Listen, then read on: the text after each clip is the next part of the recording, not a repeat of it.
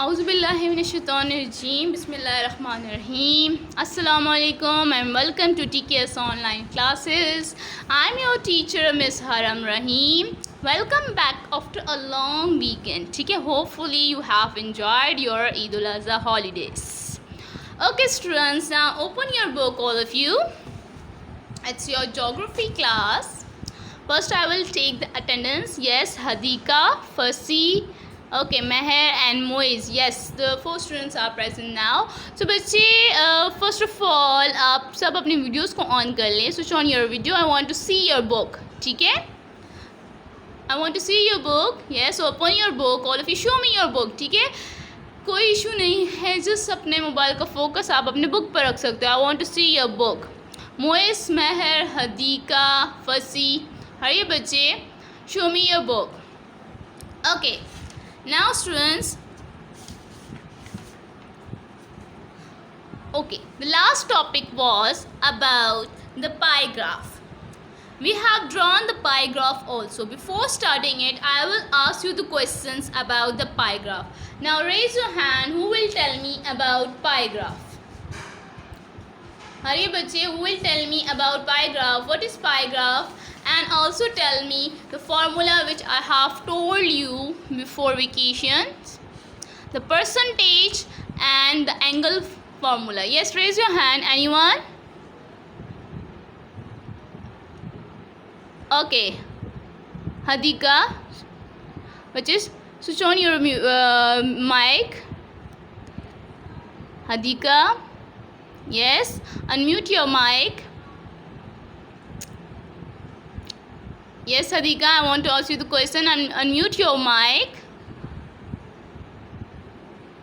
Okay, Fasi, unmute your mic.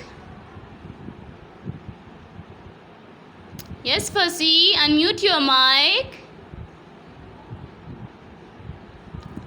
Okay, yes, Meher, unmute your mic. Yes, Meher, unmute your mic. Okay बच्चे, आप लोग answer नहीं करोगे, that it means कि आपको समझ नहीं आ रही. If there is still any question you can ask me question. आप मुझसे पूछ सकते हो, आई विल गाइड यू. बच्चे जिस अपना माइक ऑन करें. I want to ask you that कि कितना आपको समझ आ गया है, because after this it's our last topic. ठीक है, पाईग्राफ के बाद हमारा लास्ट टॉपिक है. I want to ask you कि आपको इस चैप्टर में कितना समझ आया है और क्या क्या चीज़ में आपको स्टिल कन्फ्यूजन है. तो अपना माइक को आप लोग अनम्यूट कर लें. यस, फसी,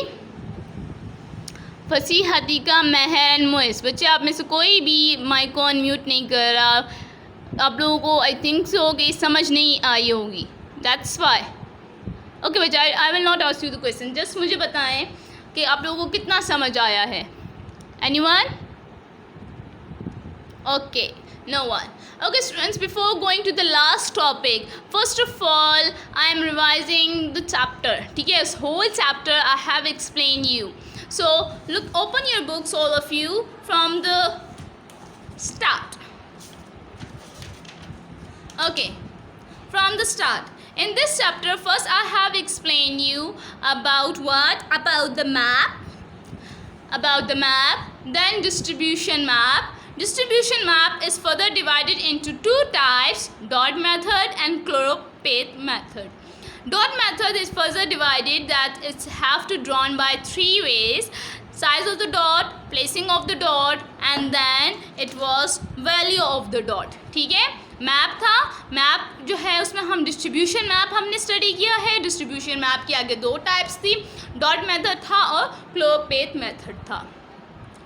उसके बाद हमारे पास था स्टैटिस्टिकल डायग्राम्स. हमारे पास थी स्टैटिस्टिकल डायग्राम्स हमारे पास थी. हमने उसको एक्सप्लेन किया and that it is further divided into 3 types. ठीक है, ये हम कह सकते हैं 3 काइंड्स हमने पढ़ी हैं, जिसमें सबसे पहले हमारे पास था लाइन ग्राफ. ठीक है, कैन यू सी, यहाँ पर लाइन ग्राफ था जिसका डेटा हमारे पास था और थ्रू द लाइन जो थी हमने डिफरेंट जो थी क्या बनाई थी, इसमें हमने लाइन ग्राफ्स ड्रॉ किए थे. होपफुली आप सबको याद होंगे कि डिफरेंट हमने जो लाइन ग्राफ थे हमने वो ड्रॉ किए हुए थे. जिसमें सबसे पहले हमारे पास था, जिसमें एक्स्ट्रा हमने जो अपना डेटा कलेक्ट किया था वो हमारे पास पुशअप्स का था. ये हमने लाइन ग्राफ जो है वो ड्रॉ किया था. उसके बाद हमने लाइन ग्राफ में हमने दूसरा जो बनाया था वो स्ट्रेंथ ऑफ TKS का भी बनाया था। ठीक है, ये हमारे पास लाइन ग्राफ है, ये हमने स्ट्रेंथ ऑफ TKS हमने अपना डेटा जो है हमने कलेक्ट किया था और हमने इसका जो है ग्राफ बनाया था। और फिर इसके अलावा जो आपकी बुक में मंथली वेरिएशन दी गई है रेनफॉल की, ठीक है, डेटा आपको हमने उसके बाद इसको हमने ड्रॉ किया था। ठीक है, ये 3 हमारे पास क्या थे, लाइन ग्राफ थे। वहाँ ना हमने अपना डेटा कलेक्शन बुक का लिया था और 2 हमने एक्स्ट्रा बनाए थे जिसमें हमने अपना डेटा खुद कलेक्ट किया था। उसके बाद हमारे पास था बार ग्राफ। कौन सा ग्राफ था, बार ग्राफ था हमारे पास। सेकंड ग्राफ हमारे पास था बार ग्राफ जिसमें हमने बार्स बनाए थे। ठीक है, जिसमें हमारे पास एक था, हमारे पास फ्रूट का हमने बनाया था, फेवरेट फ्रूट। ठीक है, ये बार्स हमने बनाए थे, फेवरेट फ्रूट के बनाए थे। नंबर ऑफ़ पीपल्स जो थे हमारे पास 40 तक हमने लिए थे और हमने डिफरेंट फ्रूट्स लिए थे, उसके हमने बार बनाए थे। आपको दिख रहा है ये बार की तरह है, इसलिए इसको बार ग्राफ कहते हैं। ठीक है, उसके बाद हमने स्कूल डिस्टेंस फ्रॉम होम, ठीक है, ये हमने बुक के डेटा से हमने जो है बार ग्राफ बनाया था, जो बुक पे हमारे पास था। ये हमारे पास बार ग्राफ था, स्कूल टू होम डिस्टेंस। ठीक है, लास्ट में हमने इसको, ये टॉपिक था। इसके बाद हमने जो बनाया था वो हमारे पास था पाई ग्राफ। कौन सा ग्राफ था, पाई ग्राफ था। इस पाई ग्राफ को मैं अगेन थोड़ा एक्सप्लेन करूँगी और इसका फॉर्मूला स्पेशली आप लोगों ने जो है मुझे अभी बताना है। मैं आपको अगेन स्क्रीन पे शो करती हूँ, आपने इसको बताना है। पाई ग्राफ है और ये पाई ग्राफ हमने बनाया था, हमने वेज मीट शुगर कैन, हमने कौन से डेटा से बनाया था, ये बुक के डेटा से ही हमने इसको बनाया था। ओके, अब आपने मुझे यहाँ पर अगेन मैं पाई ग्राफ को एक्सप्लेन करती हूँ और बच्चे then we will also do the objectives. ठीक है, so pencil should be in your hands. अब हमारे पास आप सबको शो हो रहा होगा कि मैंने आप लोगों को क्या क्या शो किया था। मैंने आप लोगों को बताया था कि यहाँ पर हमारे पास क्या थे, क्रॉप्स थे, वीट, मेज, शुगर कैन। ठीक है, ये हमारे पास जो बुक पे हमारे पास एक्चुअल प्रोडक्शन 852 दी हुई है, ये डेटा हमारे पास बुक पर अवेलेबल है। परसेंटेज भी दी हुई है 53, 34, 13%। ठीक है, अब हमने फाइंड क्या करना था, एंगल फाइंड करना था। यूजुअली मैंने आपको बताया था कि परसेंटेज जो है हमारे पास दी हुई होती है, लेकिन समटाइम्स हमने परसेंटेज भी फाइंड आउट करनी होती है। लेकिन क्योंकि यहाँ पर हमारे पास परसेंटेज ऑलरेडी है तो यहाँ हम सिर्फ क्या करेंगे, एंगल फाइंड करेंगे। एंगल फाइंड करने का मैंने आपको एक फार्मूला बताया था और वो फार्मूला क्या था, हमारे पास एंगल का था percentage divided by 100 multiply by 360। इस फॉर्मूले को याद करने का सबसे आसान तरीका ये है कि आपने सिर्फ 360 से मल्टीप्लाई करना है। बाकी डेटा आपके पास जो है ये परसेंटेज में 53 और ये इस परसेंट के साइन का क्या मतलब होता है, ऑलरेडी 100, यानी 53 डिवाइडेड बाय 100। सिर्फ आपने मल्टीप्लाई बाय 360 करना है तो आपके पास एंगल आ जाता है और फिर हमने इस एंगल को ड्रॉ करना होता है तो हमारे पास पाई ग्राफ होता है। 2 फार्मूलाज मैंने आपको लर्न करने के लिए दिए थे। पहला था परसेंटेज का था, ठीक है, और दूसरा हमारे पास था एंगल का। परसेंटेज का तो हमारे पास percent multiply by 360 divide by 100 था। अब हमारे पास एंगल का ना, अब परसेंटेज का जो फॉर्मूला है उसको आपने कैसे फाइंड आउट करना है। परसेंटेज के फॉर्मूले में आपको ये नहीं दिया गया होगा। जब ये नहीं होगा तो आप ये तो ऑटोमेटिकली फाइंड नहीं कर सकते। तो सबसे पहले जब हमारे क्रॉप्स और एक्चुअल प्रोडक्शन दी हुई होगी तो हमने पहले फर्स्ट क्या फाइंड करना होगा, परसेंटेज। फिर परसेंटेज जब हमें मिल जाएगी तो फिर हमने एंगल फाइंड करना होगा। परसेंटेज फाइंड करने के लिए क्या फॉर्मूला मैंने आपको बताया था, part divided by total multiply by 100। अब पार्ट का क्या मतलब है, यानी जो आपको प्रोडक्शन दी हुई है। ठीक है, कैन यू सी हियर, मैंने यहाँ पर प्रोडक्शन क्या है 8 है और डिवाइडेड बाय टोटल का मतलब है कि आपके पास जितने भी दिए हुए, मतलब वो जिस चीज़ का डेटा है, क्रॉप्स का है, फूड्स का है, वो जिसका भी डेटा है उन सब नंबर्स को आपने टोटल कर देना है तो आपके पास टोटल फिगर भी आ जाएगा। तो यानी 8 divided by 15 and multiply by 100। ठीक है, परसेंटेज निकालनी है तो देखिए परसेंट 100 है और एंगल, क्योंकि एंगल 360, 180, 180, 360 तो यहाँ 360 होगा। तो ये इजी वे है आपको अपना फार्मूला लर्न करने के। जब हम part divided by total multiply by 100 करेंगे तो ऑटोमेटिकली हमारे पास आया, यानी कि 8 divided by 15 and multiply by 100, तो हमारे पास 53 आ जाएगा। फिर 53 को हमने इसी तरह एंगल में करके हमने इसका फाइंड आउट करना है। होपफुली यहाँ तक आप लोगों को अच्छी तरह समझ आ गया होगा, ठीक है। अब हम जाते हैं टूवर्ड्स द लास्ट टॉपिक। अब हमारे पास लास्ट टॉपिक क्या है, merits and demerits of statistical diagram, ठीक है। कौन सी है हमारे पास, लास्ट हमारे पास है statistical diagrams. You can see, look at your on book all of you. Merits, अब मेरिट्स एंड डीमेरिट्स, इसके फ़ायदे और नुकसान क्या है, मतलब हम ये डायग्राम जो हमने पाई ग्राफ, बार ग्राफ, ठीक है, लाइन ग्राफ बनाया, इसके फ़ायदे भी होंगे, नुकसान भी होंगे, यानी इससे हमें कुछ आसानी भी हो रही है, कोई मुश्किलात भी पेश आ रही हैं। सो मेरिट्स, हमें इसके क्या क्या फ़ायदे, स्टैटिस्टिकल डायग्राम आर कम्प्रीहेंसिव, ठीक है, कम्प्रीहेंसिव होते हैं, यानी कि ब्रीफली एक्सप्लेन होते हैं। अब आप देखो इस ग्राफ को आप जैसे ही देखोगे तो आपको खुद ही समझ पड़ रहा है, वीट ज़्यादा है, मेज़ थोड़ा है और शुगर कैन उससे थोड़ा, यानी कि इस कलर से, इस डिवीजन से आपको 1 सेकंड में समझ आ गया, ठीक है, कि क्या ज़्यादा, यानी आपको फिगर्स पर गौर नहीं करना पड़ा। तो यह है, ये कम्प्रीहेंसिव होता है, यानी कि डिटेल में आपको अच्छे से बताता है। It is often difficult to draw conclusion from a long list of data. Statistical diagrams help us to reach the conclusion easily, ठीक है। वो कहते हैं थोड़ी डिफ़िकल्टी होती है ड्रॉ करने के लिए डेटा लिस्ट से, बट क्या है, ये जब ये डायग्राम बन जाते हैं तो इसका कंक्लूजन, यानी कि इसको बाद में समझने में आसानी बहुत ज़्यादा होती है। Then they make comparison easy between the different data sets or objects under study। अब हमारे पास इसमें स्टडी करने के लिए, यानी ये तो हमारे पास, क्योंकि जैसा आपको कॉन्सेप्ट क्लियर हो रहा है, तो 2 और 3 चीज़ें, यानी हमने अगर पाईग्राफ बनाया तो 3 चीज़ें थी, वी क्रॉप्स 2-3 थे, फ्रूट्स 2-3 थे, हमने लिए। लेकिन समटाइम्स जब हम ये जो ग्राफ्स वगैरह बनाते हैं तो उसमें हमारे पास मे बी 20 आइटम्स हो, ठीक है, मे बी 20 पीपल्स का हो, मे बी अगर हम वेरिएशन बना रहे हैं रेनफॉल की तो मे बी हम ऑल ओवर पाकिस्तान की बना रहे हैं, पाकिस्तान के में जो है कितनी बहुत सारी कंट्रीज़ हैं, तो फिर उसका डेटा जब हमारे पास लिस्ट फॉर्म में होता है तो उसको स्टडी करना मुश्किल होता है। लेकिन अगर उसी को ही हम लाइन ग्राफ में बना लेते हैं तो फिर वो क्या होगा, हमें ईजी होगा। सो क्या कंपैरिजन करना, यानी एक जो है प्लेस का दूसरे प्लेस से जो कंपैरिजन करते हैं कि यहाँ कम बारिश हुई, ज़्यादा हुई है, यहाँ का टेम्परेचर हाई है, यहाँ का लो है, या हम अगर बार ग्राफ की बात करें तो अगर हम फ्रूट्स की, वेजिटेबल्स की, जिसका भी हम डेटा कलेक्ट किया हुआ होता है उसको हम जब ग्राफ में मेंशन करते हैं तो उसको स्टडी करने में हमें इजी होता है, ठीक है, उसको समझने में 2 सेकंड्स में। जबकि हम अगर लिस्ट हो, लिस्ट में हमारे पास 20 आइटम्स हैं और एक एक को हम देखेंगे तो वो हमें क्या होगा, बहुत डिफ़िकल्टी होगी। जैसे मैंने आपको बताया कि आप जैसे ही देखते हो फॉरेन पाई ग्राफ में तो ये डिवीज़न आपको, ये कलर्स आपको बहुत इजीली 1 सेकंड में समझाते हैं कि ये ज़्यादा है, ये कम है और ये उससे कम है। तो क्या हुआ, हमें एक फ़ायदा ये है कि उसके जो डिफ्रेंशिएट हैं या उसमें कंपैरिजन ज़्यादा कम जो है, इस सब को स्टडी करने में बहुत आसानी होती है। Now number 4 pointed, most of the statistical diagram are easy to develop and understand, hence save times, ठीक है।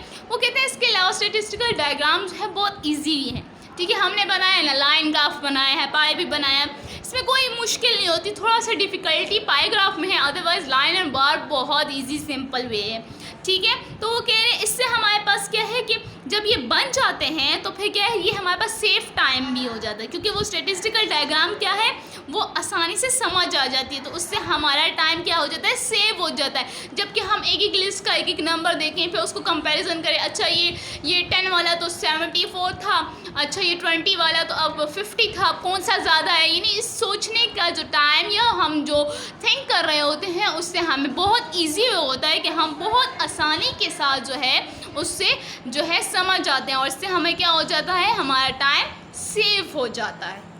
ओके, नाउ डीमेरिट्स, लेकिन अब कुछ फ़ायदे हैं तो कुछ नुकसान भी होंगे। क्या है, drawing such diagram need a good deal of skills, ठीक है। जैसे कि आप लोगों को जब मैंने टास्क दिया था तो आप लोगों ने लाइन ग्राफ बहुत अच्छे से बनाया था, लेकिन क्या उसमें एरर था, उसमें ये इशू आ रहा था कि आपने 2 जो है हमारे पास डिजिट्स जो हैं उसके बीच में डॉट लगाकर लाइन जो है ड्रॉ की हुई थी, यानी कि वो एग्जैक्ट लोकेशन पर नहीं की थी, एग्जैक्ट जगह पर नहीं की थी। तो ये है कि सबसे एक नुकसान ये है कि अगर आपके पास गुड स्किल्स नहीं है, आपको बिल्कुल कॉन्सेप्ट क्लियर नहीं होगा, तो आप जो है ग्राफ जो है वो प्रॉपर ड्रॉ नहीं कर सकते।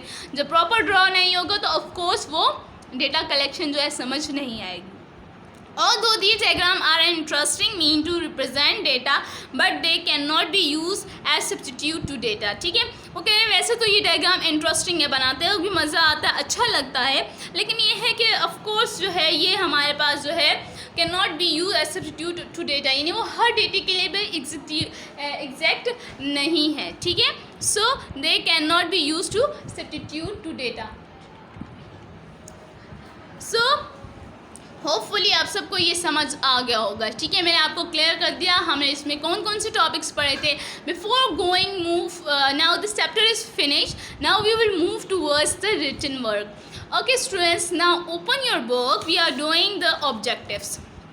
Can you see here, open page number 12। Your pencil should be in your hands. ठीक है, बुक पर आपने पेंसिल से लिखना है। ठीक है, ओके जी बच्चे, इंस्टेड ऑफ साइंस क्लास आज एसएसटी की हो रही है। ठीक है, ओके बच्चे, first of all I am waiting for you. सबके हैंड में पेंसिल होनी चाहिए। We are doing the objective, page number 12। ठीक है, I am waiting for you. जिनके पास पेंसिल नहीं है वो अपनी जो है पेंसिल निकाल लें, then we will start objectives everyone. And अपनी वीडियोस ऑन कर लें। I want to see your videos. I don't know आप लोग बच्चे वीडियोस क्यों ऑन नहीं कर रहे हैं, व्हाट इज़ द इशू। ठीक है, अपनी वीडियोस ऑन करें। मैं यहाँ पर ही आपका काम देखना चाहती हूँ, that you are doing good manner. ठीक है, बेशक अपने बुक पर फोकस रखें। ठीक है, कोई इशू नहीं है, ये नेसेसरी नहीं है कि आप अपना फेस पे करो। ठीक है, आप बुक पर कर लो, कोई इशू नहीं है। ठीक है, जो आपको आसानी हो, जो आपको ठीक लगे। ओके, ठीक है, ओके सो आई स्टार्ट। सबने अपनी पेंसिल्स निकाल ली, pencil should be in your hands. Now we are doing what, filling the blanks with suitable words. They are choose the correct. ठीक है, ये भी आपके पास चूज द करेक्ट की फॉर्म में है। And you have to write down there with pencil. ठीक है, आपने किससे लिखना है, आप लोगों ने पेंसिल से लिखना है। The word map is derive from dash language. There are the option is Arabic, Greek, Persian, Latin. So the answer is, anyone who wants to give me the answer raise your hand। ठीक है, जो answer देना चाह रहे हैं they can raise your hand, otherwise I will tell you the answer। So the number one is Latin। L is capital, okay, proper capital आपका होना चाहिए। Write down in the first blank Latin। There is the option you can also circle here। ठीक है, अगर आप लोग blank में लिखना suitable नहीं हो रहा तो you can circle like that, कि आपके पास ये पढ़ उसको सर्कल करें, टिक मत करें, क्योंकि बहुत क्लोज ये राइट हुआ है और फिर एग्जैक्ट आप टिक नहीं करोगे तो मे बी रॉन्ग जगह पर आप कर लो। ठीक है, it's better to write in the blank, वो ज़्यादा ईजी आपके लिए रहेगा। Okay, now number 2 is there are dash type of distribution maps, 2, 3, 4, 5. How many types? How many types? Yes, it's 2 types. Write down here 2.